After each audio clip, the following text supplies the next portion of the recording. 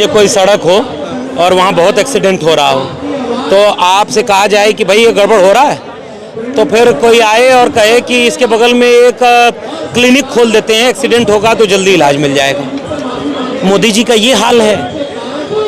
हो सकता है कि ये जन आंदोलन इतना मजबूत हो जाए कि उसके बाद उनको समय ही समय मिले और बहुत बड़े बड़े लोग अपनी कुर्सियों से उतर जाएं। आप मेट्रो स्टेशन बंद करके क्या रोक लोगे, क्या रोक लोगे आप? अब तो देश भर में गांव-गांव में लोग कह रहे हैं कि ये लगा था मोदिया के बस का कुछ ना, हमारे गाँव से फोन आला, ये लगा था अभी फेल हो गया, अब खत्म है कहानी। लेकिन बड़े मुद्दे दब गए ना, इसके पीछे आप देखेंगे दबेगा नहीं। नारा बता दूं, यहाँ लोग लगा रहे थे जब जब मोदी डरता है पुलिस को आगे करता है, और महाराष्ट्र से कुछ युवा नारा लगाए कि जब जब मोदी डरता है हिंदू मुस्लिम करता है।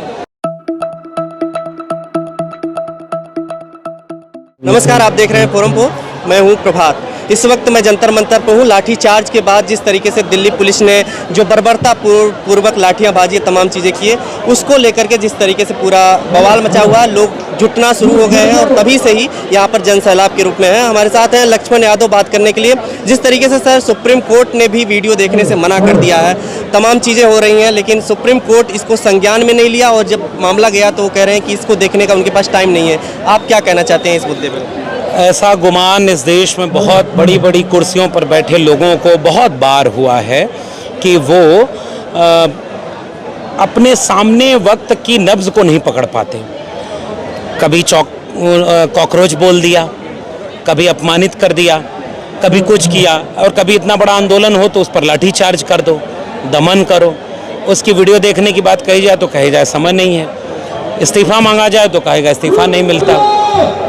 बहुत लोकतंत्र में ये अहंकार बहुत दिन तक चलता नहीं।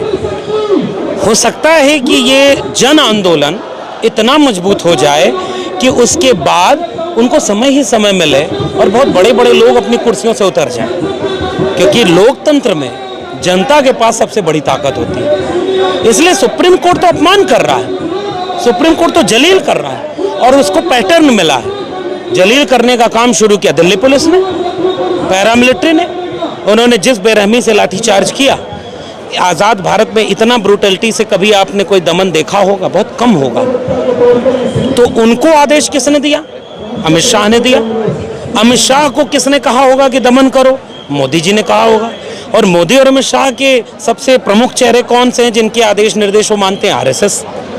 तो आरएसएस और बीजेपी संविधान और लोकतंत्र में यकीन नहीं रखती, क्योंकि आरएसएस ने शुरू के दिन से संविधान का विरोध किया, आरएसएस ने शुरू से तिरंगे का विरोध किया, आरएसएस ने शुरू से ये चाहा कि लोकतांत्रिक अधिकार बस सीमित हो जाने चाहिए। ये जनता है जो इस देश के संविधान को चरितार्थ करती। बाबा साहब अम्बेडकर ने कहा कि संविधान कागज का पुलिंदा हो जाएगा, संविधान कागज का पुलिंदा हो जाएगा अगर उसको लागू करने वाले लोग अच्छे नहीं होंगे। तो वो संविधान की ताकत है, आज लोग सड़क पर उतरे। ये प्रधानमंत्री जिस तरीके से बयान दे रहे हैं और ट्वीट कर रहे हैं कि जो है, पहले तो कहा कि हम छात्रों के साथ हैं और आज कह रहे हैं फास्ट ट्रैक कोर्ट बनाएंगे। नड्डा जी कह रहे हैं कि हम बातचीत करने के लिए तैयार हैं। इस तरीके की जो सरकार का रवैया है, इन सब चीज़ों के बाद कि धर्मेंद्र प्रधान इस्तीफा दें, बजाय इसके कि ये लोग बात करने के लिए बुला रहे हैं। मान लीजिए कोई सड़क हो और वहाँ बहुत एक्सीडेंट हो रहा हो, तो आपसे कहा जाए कि भाई ये गड़बड़ हो रहा है, तो फिर कोई आए और कहे कि इसके बगल में एक क्लिनिक खोल देते हैं, एक्सीडेंट होगा तो जल्दी इलाज मिल जाएगा। मोदी जी का ये हाल है। आपसे कहा जा रहा है पेपर लीक रोको, शिक्षा की बर्बादी रोको, पेपर लीक के क्यों हो रहा है इस पर कठोर नियम बनाओ। तो आप कह रहे हैं कि अगर लीक होगा तो जल्दी से कार्रवाई करा देंगे। ये तो मजाक उड़ाना है। अब मोदी जी, हम ये नहीं कहेंगे कि आपकी डिग्री फर्जी है तो आपको समझ में नहीं आता ये सब खेल, लेकिन आप देश चला रहे हैं। आपके आसपास अधिकारी होंगे, उनसे बात करिए कि युवा क्या कह रहा है। पेपर लीक नहीं होना चाहिए। वो ये थोड़ा कह रहा है कि पेपर लीक के दोषियों को, वो तो सेकंड स्टेप है कि पेपर लीक के दोषियों को सजा दो। थोड़ा और ऊपर जाइए कि पेपर लीक ना हो, उसके भी ऊपर वो कह रहा है कि इसका जो इनकम्पिटेंट है शिक्षा मंत्री, उसका इस्तीफा दो, ताकि दूसरा कोई शिक्षा मंत्री बने तो डरे कि भाई ये शिक्षा की बर्बादी ऐसे नहीं करेंगे। और उसके भी ऊपर अब तो मोदी और अमित शाह जी को जवाब देना चाहिए कि आप क्या नाकाम हो गए हैं। इसलिए अब ये बड़ा आंदोलन जन आंदोलन बन गया। लेकिन आप देख रहे हैं मेट्रो स्टेशन बंद किए जा रहे हैं, 16 मेट्रो स्टेशन 2 दिन लगातार। मैं कुछ और देख रहा हूँ। मैं क्या देख रहा हूँ कि 20 जुलाई को लाखों बच्चे दिल्ली आए, तो आपने निर्ममता से लाठी मारी। अंग्रेजों के जनरल डायर ने जैसा अत्याचार नहीं किया होगा विदेशी होते हुए गुलाम भारत में। आपने आज़ाद भारत में जनता की सरकार के द्वारा उससे ज़्यादा ब्रूटल, अपमानित और अहंकार ये करवा दिया।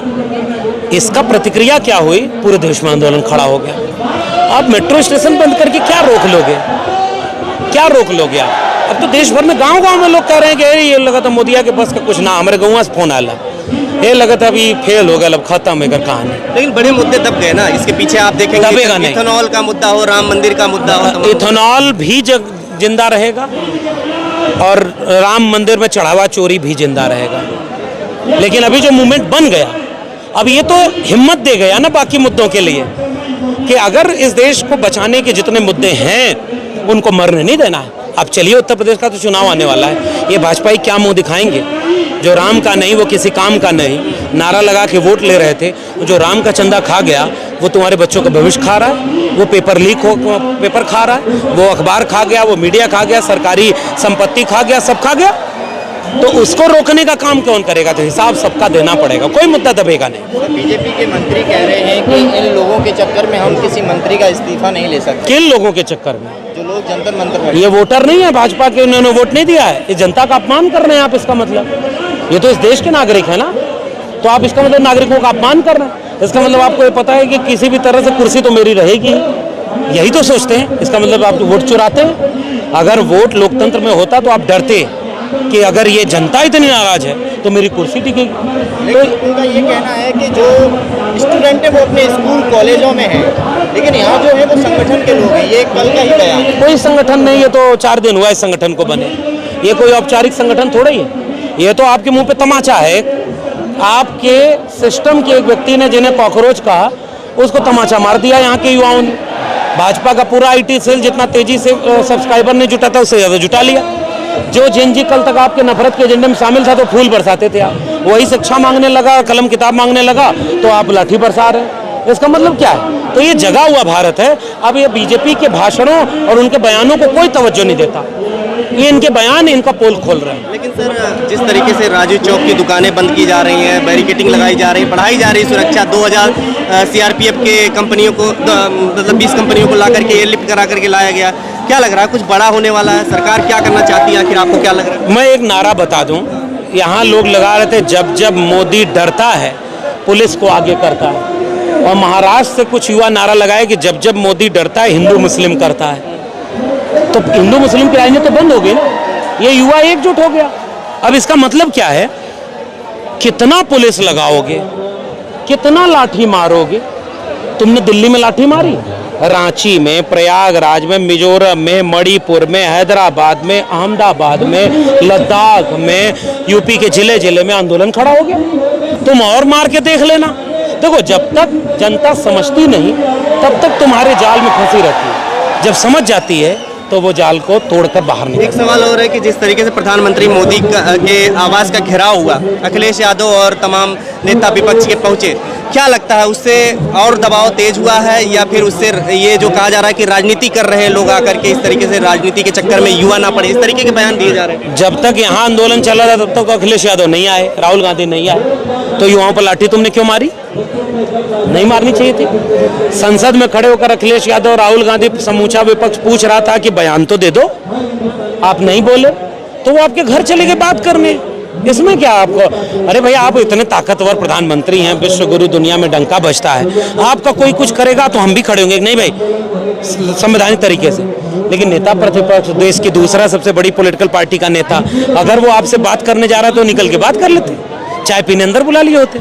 आप तो डिटेन करके वहां भेज रहे थे, और डिटेन करने का क्या नतीजा निकला कि अखिलेश यादव को जिस बस में भर करके वो छत्रसाल स्टेडियम भेज रहे थे, दिल्ली में ही इतने युवा उनके बस के आगे पीछे ऊपर जितना फैल गए कि ऐसा लगा कि दिल्ली पुलिस अखिलेश यादव के बिना पैसे वाली की रैली कर रही है। जनता किसके साथ है? जब जनता जागेगी तो तुम करो विपक्ष भड़का दे रहा है। विपक्ष अगर इतना ही भटकाने में वो रहता तो चुनाव नहीं जीत पा रहा है विपक्ष, या विपक्ष की बात सारी तो नहीं मान रहे। ये आंदोलन का साथ देना किसी विपक्ष की जिम्मेदारी है, और सच्चा और जागरूक और सजग विपक्ष यही होता है जो जनता के साथ खड़े हो। इसलिए अखिलेश यादव, राहुल गांधी ने जो किया बिल्कुल सही किया। नरेंद्र मोदी को इस्तीफा देना चाहिए अगर नरेंद्र प्रधान नहीं दे रहे हैं तो। Thank you. बहुत बहुत शुक्रिया।